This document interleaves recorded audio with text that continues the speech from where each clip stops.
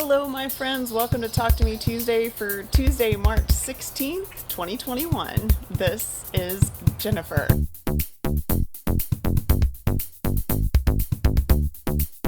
My setup's a little different today because the battery pack on my camcorder that I've used for years just croaked on me. So we're on my cell phone. I'm really hoping that this works out okay. Fingers crossed. And let me know if the quality seems different to you.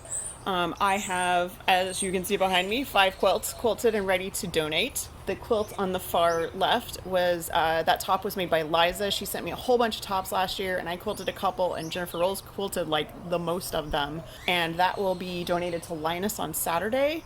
The one next to it, over this way, I could point, it's fine.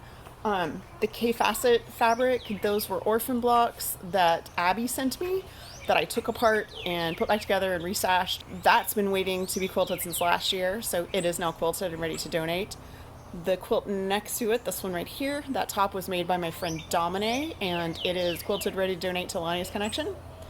And back to the K-Facet one real quick, I'm sending that one to Jules for her Project Linus in Albuquerque, and the rest of these will all go to the Linus Connection. These two guys here, those were made entirely because I wanted to play with my design wall that I made. So I pulled out the first box that were on top and I just went for it. So the flowers on the right, those all came from the same donor. She sent me a big box in the mail last year, and then these were about half the same person because, like I said, they were just the ones that were on top. This had, I think 4 of the flowers were made, and then there were parts for the others, and I just put them together and made a top. This one was all blocks between like 8.5, 10 inches. I cut them all down to the same size and pieced them together. I quilted these 4 last week, and I bound all 5 of them on Sunday and yesterday. So part of the drive here is we are having a parking lot meeting for the Linus Connection on Saturday. So it is the most normal, let's say pre-pandemic-ish meeting. We're not in the building, but we will be there for 2 hours. We will have fabric and yarn and batting. We will be socially distancing and wearing masks and being as safe as we possibly can, obviously, but we will also be having show and tell. So I am encouraging volunteers to bring me up to 2 things that they would like to have photographed for our website, for the linusconnection.org's website. And I am very hopeful that we'll get some fun show and tell, because I just think that'd be a really good morale boost for everyone.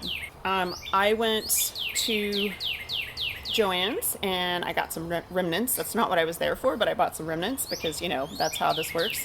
And I got these little fleece remnants and I made 4 fleece baby blankets for Linus. The edges are serged, and then the corners are rounded, so they're all basically made the same. I trim them round the corners, serge the edges with something pretty and coordinating, and it makes a sweet baby blanket. These have actually already been washed, so I'm trying to be really careful with these to make sure that they don't get dropped on the ground or anything. I also finished my Raggedy Ann's pinafore. So she had her bloomers last week, she's got her pinafore this week, so she is completely done. I am gonna take a little break from dolls because I promised my daughter I would make some things for her and sort of like belated projects for her birthday, which was in February.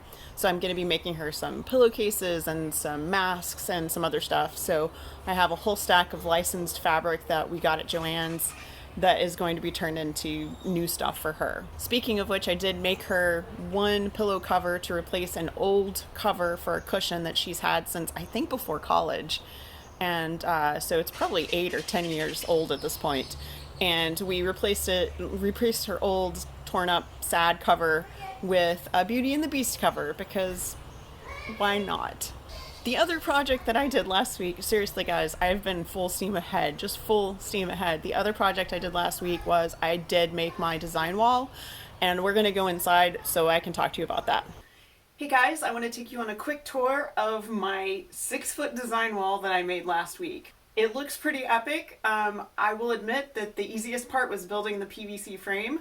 It probably took me, 4 to 6 hours total to make the cover, but that's because I fitted it really carefully and I took it off and put it back on again a lot. So it is a 3/4 inch PVC frame, and then the cover is 8 yards of white flannel, It's seamed down the center like you do a quilt back. And then what I did was I pillowcased the top. This side is pillowcased down 18 inches.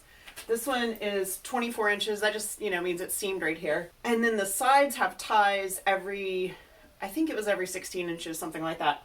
So there are ties from here all the way down to the bottom. And then across the bottom is Velcro just to kind of keep it taut. I also added, and I'm really hoping you can see this because I can't see the camera from here. I had to put it way back in order to get the whole thing in the shot. I added loops on the sides 24 inches down so that I can untie it and pull it up so that my cats can't climb it or mess with whatever's on the design wall. And it is double-sided, so it looks exactly the same on the other side. I made it in 3-foot sections of PVC so that I can take it apart and put it back together again, and that it will travel if I want to go to a retreat. If you think you might want to make something like this yourself, I highly recommend a PVC pipe cutter.